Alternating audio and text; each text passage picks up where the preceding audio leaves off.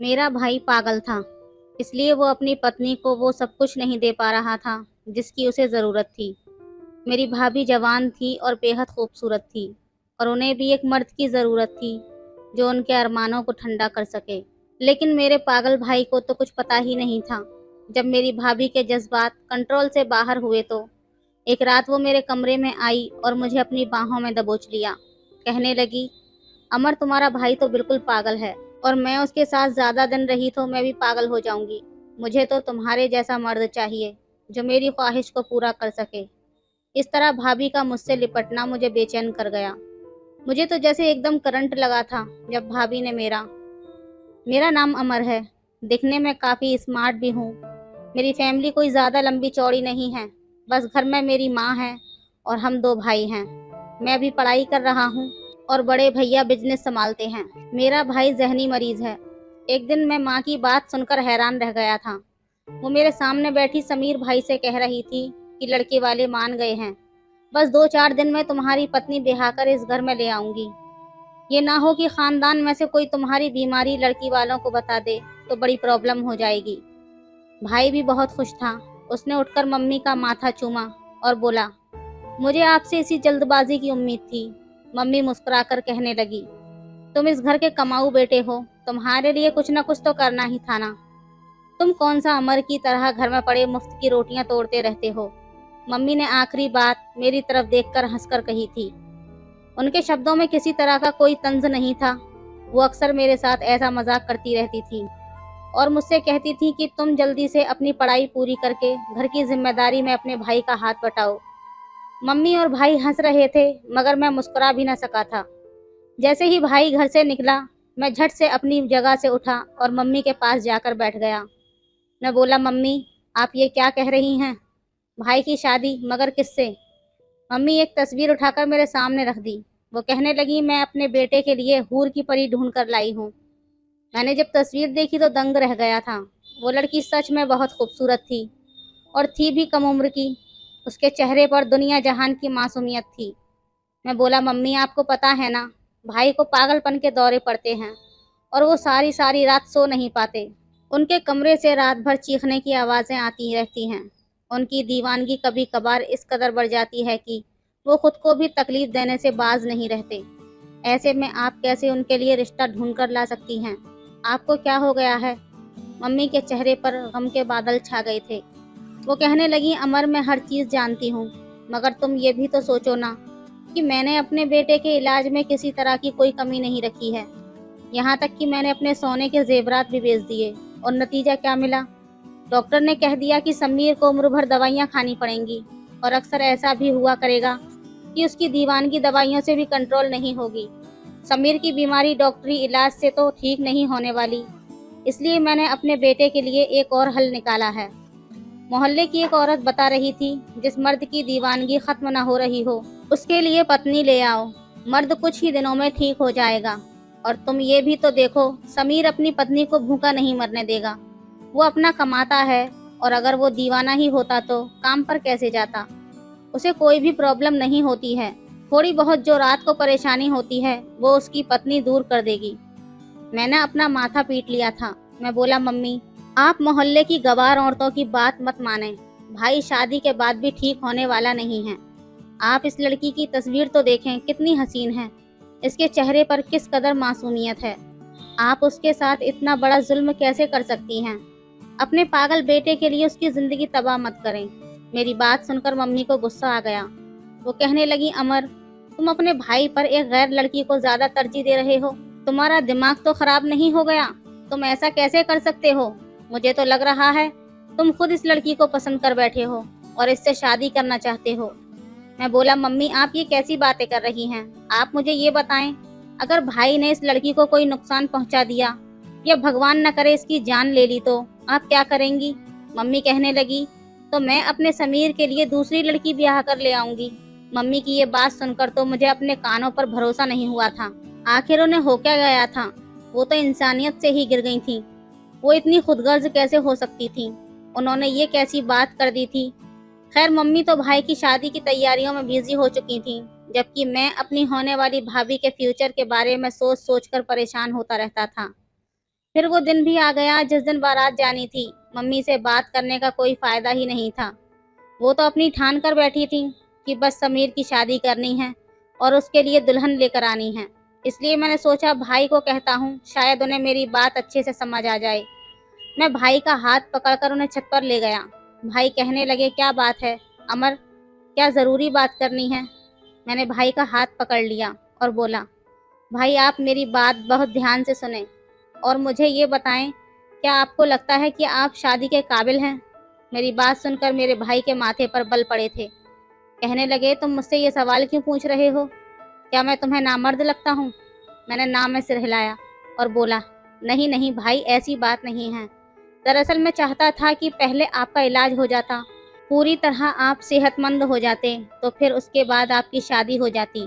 भाई कहने लगे, अमर आज मेरी शादी का दिन है, मैं बहुत खुश हूँ, इसलिए मैं तुम्हें ऐसी बात पर माफ़ कर रहा हूँ।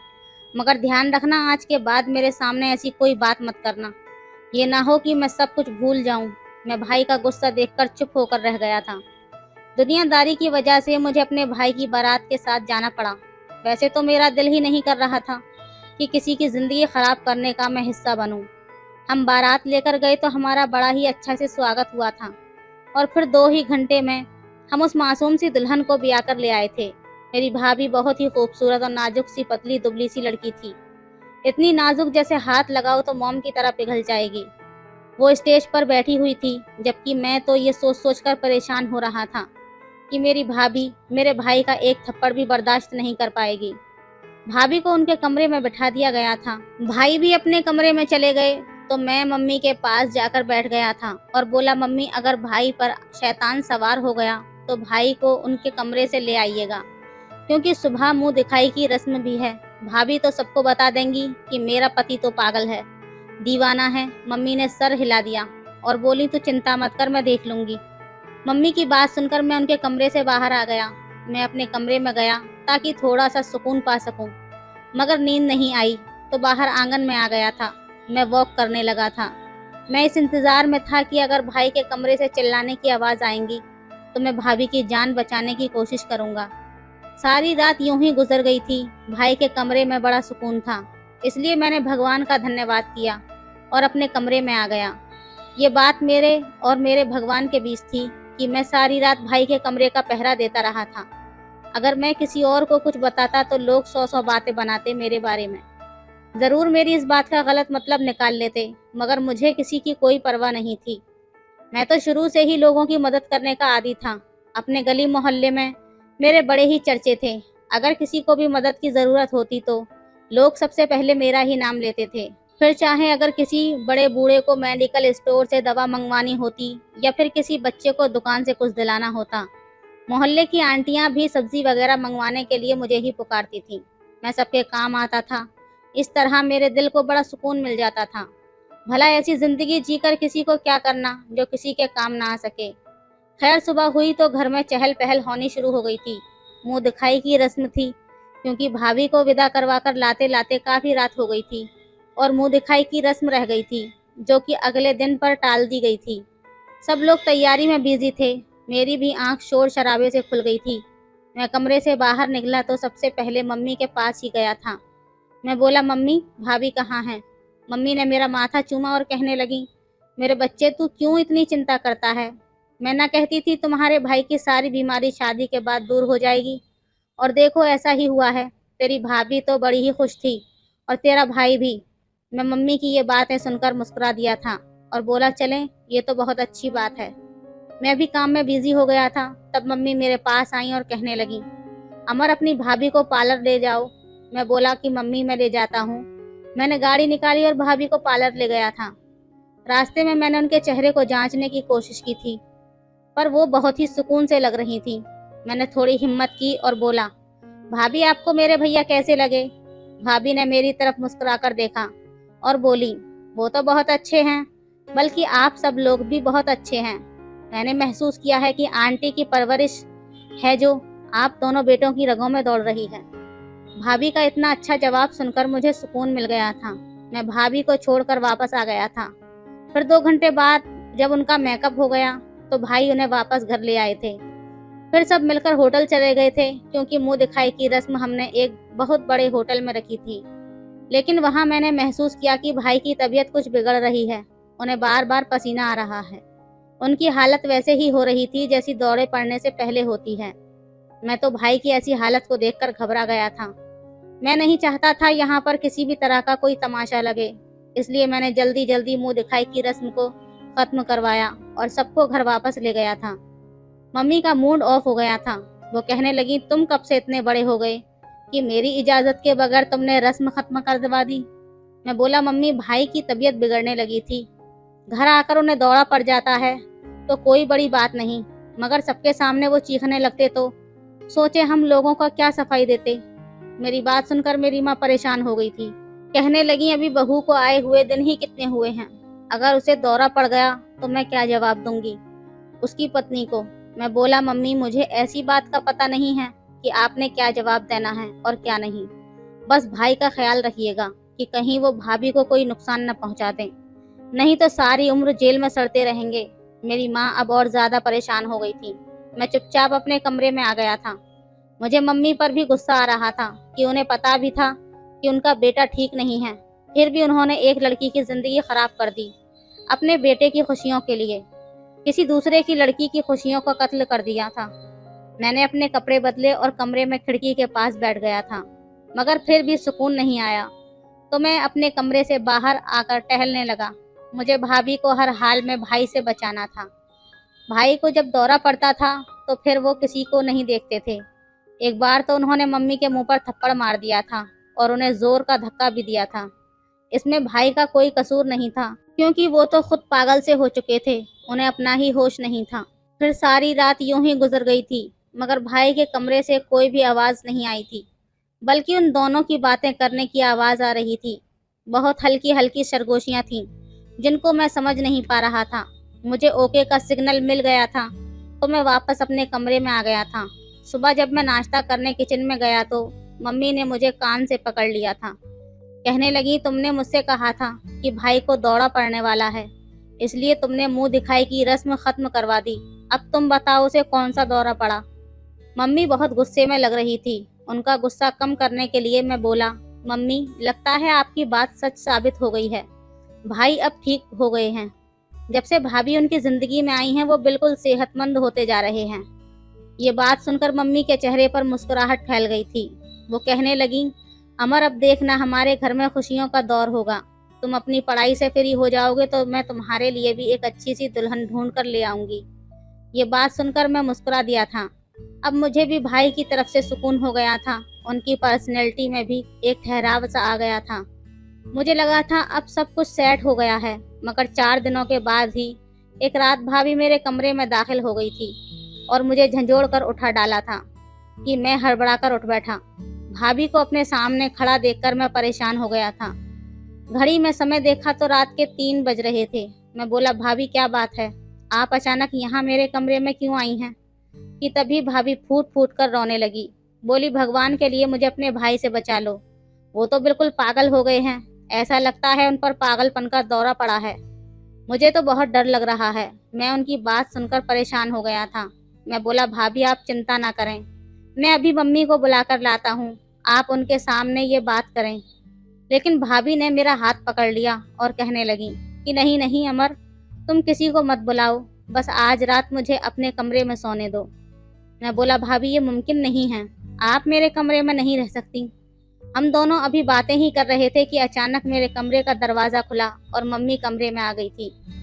भाभी ने जब मम्मी को देखा तो वो फूट फूट कर रोने लगी और मम्मी के गले लग गई। कहने लगी, मम्मी जी अमर ने मेरे साथ ज़बरदस्ती की है, मैं तो बस उसको इतना कहने आई थी कि तुम्हारे भाई की तबीयत ठीक नहीं लग रही है, मगर इसने तो मेरा हाथ पकड़ लिया। मैंने इसकी विनती की कि मुझे जाने दो, मगर इसने मेरी एक ना सुनी। ये सब सुनकर तो मेरा दिमाग पूरा का पूरा हिल चुका था। मैं बोला, भाभी आप ये कैसी बातें कर रही हैं, भगवान का डर करें, मैं तो आपके बारे में ऐसा सोच भी नहीं सकता।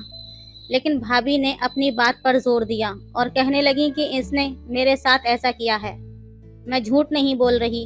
अब तो हमारे शोर के कारण हमारे आसपास के लोग भी हमारे घर में जमा हो गए थे और मेरा तो अच्छा खासा तमाशा बन चुका था।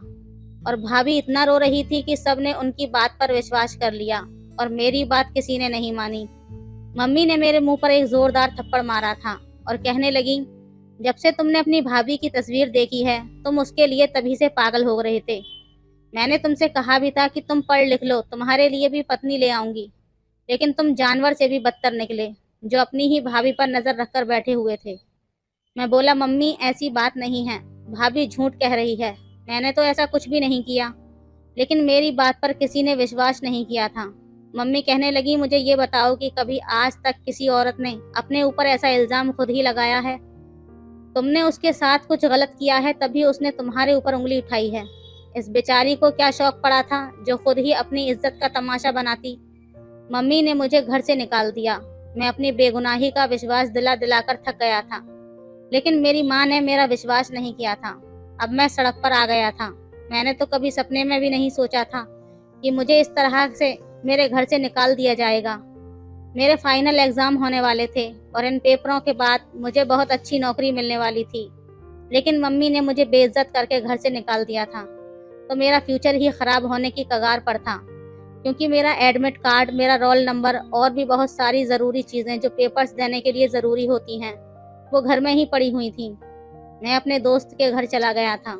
मैंने अपने दोस्त की माँ को सारी बात बताई तो वो कहने लगी, तुम चिंता मत करो, मैं तुम्हारे घर जाकर तुम्हारी वो सारी चीज़ ले आऊँगी। मैंने ना में सिर हिला दिया। मैं बोला, आप मेरे घर मत जाइएगा। मैंने अब फ्यूचर बनाकर करना भी क्या है? मुझ पर इतना घिनौना इल्ज़ाम लग गया है और सबसे दुख की बात तो ये है कि मेरी माँ ने भी मुझ पर विश्वास नहीं किया, बल्कि उस पराई लड़की पर विश्वास कर लिया। मुझे अब अपना फ्यूचर नहीं चाहिए। अब मैं ऐसे ही अंधेरे में ज़िंदगी गुजार दूंगा। आंटी ने मुझे समझाने की बहुत कोशिश की थी, मगर मैंने उनकी एक बात न सुनी और फिर उसका नतीजा ये हुआ कि मेरे एग्ज़ाम निकल गए थे और मैं एग्ज़ाम नहीं दे पाया था। अब मैं हर वक्त गुस्से में रहता था, चिड़चिड़ा हो गया था। मैंने क्या सोचा था और क्या हो गया था? मैं तो बहुत ही अच्छी नौकरी की तलाश में था। मुझे लगा था मेरे पेपर होंगे तो मुझे एक बहुत ही अच्छी नौकरी मिल जाएगी, लेकिन मेरे सपने चकनाचूर हो गए थे। मैं ये सोच सोच कर हैरान होता था, आखिर भाभी ने मेरे साथ क्या दुश्मनी निभाई थी? उसको क्या हो गया था? उसने मेरे बारे में इतना बड़ा झूठ आखिर कैसे बोल दिया? उसके दिमाग में ऐसा क्या समाया कि उसने अपनी इज्जत पर ही दाग लगाने की कोशिश की? अगर इल्ज़ाम मुझ पर लगाया था तो आज तो उसकी इज्जत पर भी आई थी। खैर, अब तो जो होना था वो हो गया था। मैं बुरा नहीं था, लेकिन मुझे बुरा बना दिया गया था। इसलिए मैंने सोचा कि मैं अब अपनी भाभी से बदला लेकर आऊँगा, और इस बदले की मैंने पूरी तैयारी भी की थी। मैंने सोच लिया था मैं रात के किसी समय जाकर भाभी के कमरे में चला जाऊंगा और फिर भाई को उनकी असलियत के बारे में बता दूंगा और उनसे कहूंगा कि देख लें, आपकी पत्नी ने मेरे साथ ये सब क्या किया है। भाई यकीनन मेरी बात पर यकीन कर लेते और अपनी पत्नी को सजा देते। मैं ये सोचकर अपने घर गया था। रात के 2 बज चुके थे। मैं घर की हर खिड़की और दरवाजे से अच्छे से वाकिफ था, क्योंकि वो मेरा ही घर था। मुझे पता था भाई के कमरे की खिड़की बाहर की तरफ भी खुलती है, जो कि अक्सर कुंडी के बगैर बंद होती थी, क्योंकि भाई खिड़कियों को कुंडी नहीं लगाया करते थे। उनको बिल्कुल बंद कमरों में दहशत होती थी। आज रात मैंने अंदर जाने का फैसला किया था। मैंने खिड़की को थोड़ा सा ढकेला तो पूरी खुलती चली गई थी, और मैंने उस खिड़की के अंदर देखा तो दंग रह गया था। मेरा भाई बेड पर औंधे मुंह लेटा हुआ सो रहा था, जबकि मेरी भाभी किसी अनजान मर्द की गोद में सर रखकर लेटी हुई थी और बातें कर रही थी। ये मंजर देखकर तो मेरी जान ही निकल गई थी। भाभी ने जब मुझे देखा तो वो जल्दी से उठकर बैठ गई थी, बल्कि मुझ पर ही चिल्लाने लगी। कहने लगी, तुम फिर से मेरे कमरे में आ गए, तुम्हें जरा भी शर्म नहीं है। तुम आखिर चाहते क्या हो जो रात गए इस समय मेरे कमरे में आए हो? मासूम सी नजर आने वाली लड़की बड़ी तेज थी और अपने पाप पर पर्दा डालने की कोशिश कर रही थी। उसे इस बात का डर नहीं था कि मैंने उसे उस लड़के के साथ देख लिया है। उल्टा वो मुझे ही बातें सुनाने लगी। इससे पहले कि वो लड़का कमरे से भागता, मैंने उसकी गर्दन से उसे दबोच लिया था। मैंने जल्दी से मम्मी के नंबर पर फोन किया। मेरी कॉल दूसरी ही बेल पर अटेंड कर ली गई थी। जाहिर सी बात है, मैं उन्हें रात के समय फोन कर रहा था तो उन्हें परेशानी तो होती, आखिर उनका बेटा फोन क्यों कर रहा है। मैं बोला, मम्मी जल्दी से भाई के कमरे में आए। मम्मी तो नंगे पांव ही दौड़कर भाई के कमरे में आ गई थी। मम्मी मुझे और उस लड़के को देखकर हैरान थी कि ये सब क्या हो रहा था। मुझे कहने लगी, मुझे समझाओ आखिर ये सब क्या चल रहा है। मैं बोला, मम्मी, मैंने सोचा था मैं भाई को भाभी की सारी बातें बता दूंगा कि उन्होंने मुझ पर झूठा इल्ज़ाम लगाया था। इसलिए मैं रात के समय खिड़की से अंदर आया था, क्योंकि मैं आपसे नाराज़ था और आपका सामना नहीं करना चाहता था। जब मैं कमरे में दाखिल हुआ तो भाभी को इस लड़के के साथ देखा, जबकि भाई तो गहरी नींद सो रहे हैं। इतना कुछ हो जाने के बावजूद भाई अभी तक उठे नहीं थे। मम्मी दौड़कर भाई की तरफ गई थी, कहने लगी, उठो समीर बेटा, तुम उठते क्यों नहीं हो?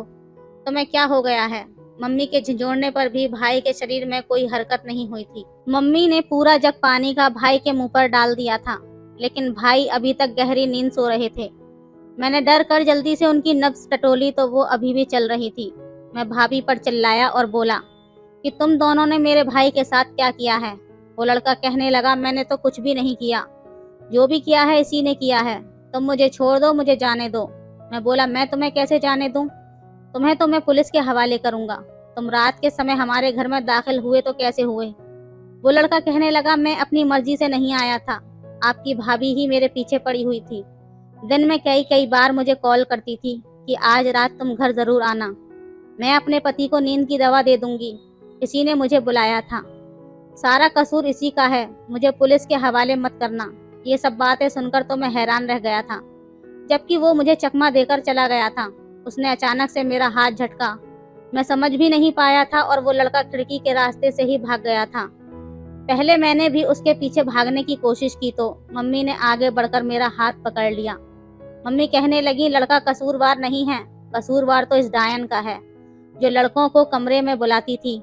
इसको जगाओ ताकि ये अपनी पत्नी से पूछताछ करे कि यहाँ पर ये सब कुछ क्या हो रहा था। इतनी देर में ही भाई भी उठ गए थे। मैं बोला, भाई आप इतनी गहरी नींद क्यों सो रहे थे? भाई मुझे और मम्मी को अपने कमरे में देखकर परेशान हो गए। कहने लगे, क्या हुआ है, आप लोग यहाँ पर क्या कर रहे हैं? मम्मी कहने लगी, तेरे भाई अमर ने तेरी पत्नी को उसके यार के साथ पकड़ा है, इससे पूछ क्या खिचड़ी पका रही थी। भाई के चेहरे पर गुस्सा उतर आया था। वो उठकर खड़े हो गए और उन्होंने भाभी को बालों से पकड़ लिया। बोले, मुझे बताओ मेरे कमरे में क्या हो रहा था? भाभी फूट फूट कर रोने लगी। कहने लगी, मैं गरीब घराने से संबंध रखती हूँ, मैं उस लड़के से मोहब्बत करती थी, वो हमारी गली में ही रहता था। मैंने उसे कई बार कहा कि मेरा रिश्ता लेकर आओ, तो कहता था मेरी माँ रिश्ता लाने पर राजी नहीं है क्योंकि मैं काम काज नहीं करता, मैं बेरोजगार हूँ। ऐसे में मेरा रिश्ता आपके घर से आ गया था। मेरी माँ ने मुझे बताया कि समीर एक अच्छे खाते पीते घराने से संबंध रखता है और फिर उनके घर में किसी चीज़ की भी कमी नहीं है। यही बात मैंने अपने बॉयफ्रेंड राहुल को बात बताई थी। मेरी बात सुनकर राहुल ने मुझसे कहा कि तुम समीर से शादी कर लो, क्योंकि मुझे अभी सेटल होने में बहुत ज़्यादा समय लग जाएगा और मुझे पता है तुम्हारे माँ बाप ज़्यादा समय तक तुम्हें घर पर बैठा कर नहीं रखेंगे। ऐसे में तुम्हारा शादी करना ही अच्छा है। तुम्हारे सारे खर्चे तुम्हारा पति उठाएगा और वो पैसे वाला भी है, उसके पैसे पर हम दोनों खूब ऐश करेंगे और प्यार तो मैं तुमसे ही करता हूँ और करता रहूँगा। शादी के बाद भी मैं तुमसे मिलने के लिए आया करूँगा। मुझे राहुल का ये प्लान बहुत अच्छा लगा था। फिर बाद में मुझे ये भी पता चल गया कि मेरे होने वाले पति को तो पागलपन के दौरे पड़ते हैं और वो दीवाना है। तो मैंने सोचा, एक दीवाना मेरा क्या बिगाड़ लेगा, मैं शादी के बाद अपने मज़े करती रहूँगी। नींद की गोलियाँ मुझे राहुल ने ही लाकर दी थी। कहा था कि रोज़ एक गोली अपने पति को खिला दिया करना। पहले कुछ रातें मैं अपने पति को गोली देती तो वो आराम से सो जाता था, लेकिन फिर भी मैं राहुल को घर पर बुला नहीं पाती थी, क्योंकि अमर तो पूरी पूरी रात जागता रहता था, मेरे कमरे के दरवाजे के सामने घूमता रहता था। अमर की वजह से राहुल मुझसे दूर था, इसलिए मैंने सोचा सबसे पहले अमर को घर से निकलवाना होगा।